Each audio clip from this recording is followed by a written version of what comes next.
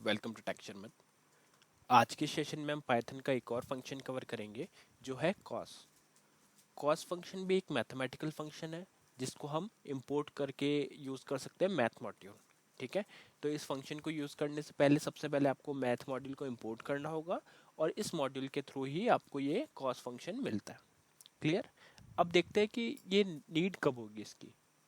तो अब इसकी नीड कब होगी, जब भी आपको एज ए इनपुट पैरामीटर कोई रेडियंस को पास करना है और उसका cos of cosine of angle निकालना है, तो उस केस में आप कॉस फंक्शन का यूज करोगे।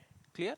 क्या करना होगा, ये फंक्शन जो एज ए पैरामीटर जो वैल्यू एक्सेप्ट करता है वो होती है रेडियंस, और फिर ये उस रेडियंस का कोसाइन ऑफ एंगल कैलकुलेट करके आपको रिटर्न करता है। क्लियर। तो ये था ओवरऑल इसका पर्पस। अब यहाँ पे मैंने क्या किया हुआ है, यहाँ पे मैंने 7 सिनेरियोज को नोट डाउन किया हुआ है वन बाय वन। तो एक एक को हम समझेंगे। स्टार्ट करते हैं फर्स्ट सिनेरियो से।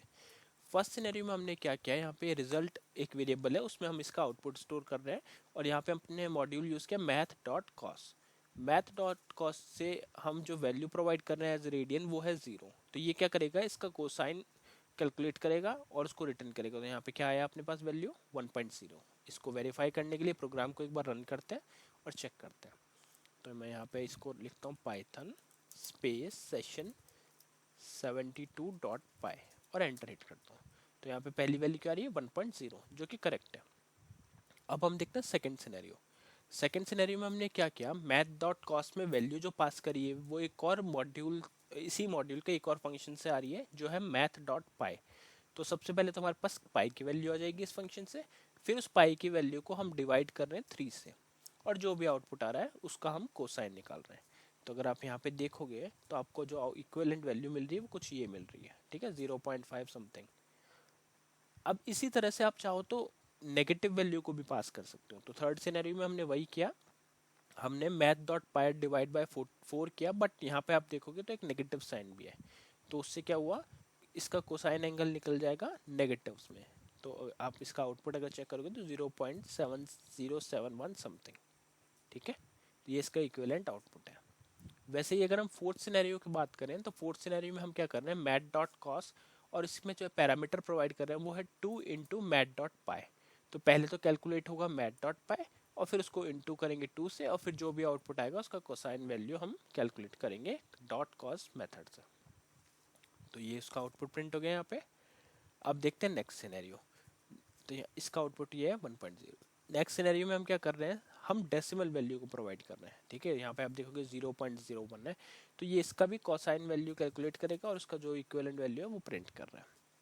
वैसे ही अगर आप नेक्स्ट सिक्स सिनेरियो में देखोगे तो सिक्स सिनेरियो में हमने 1.5 एज ए आर्ग्यूमेंट पास किया है और उसका इक्विवेलेंट जो कॉस्ट वैल्यू आया वो आया 0.07073720166777029। क्लियर। ये था हमारा सिक्स सिनेरियो।